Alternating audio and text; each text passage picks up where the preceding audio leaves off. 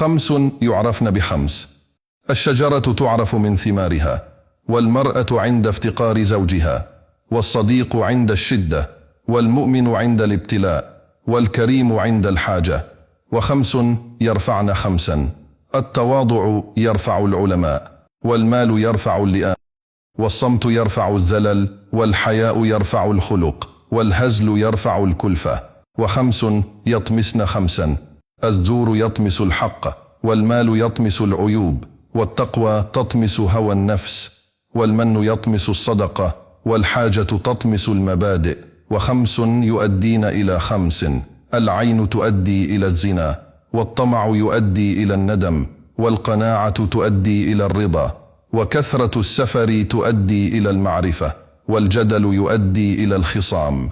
وخمس يأتين بخمس: الاستغفار يأتي بالرزق، وغض البصر يأتي بالفراسة، والحياء يأتي بالخير، ولين الكلام يأتي بالمسألة، والغضب يأتي بالندم.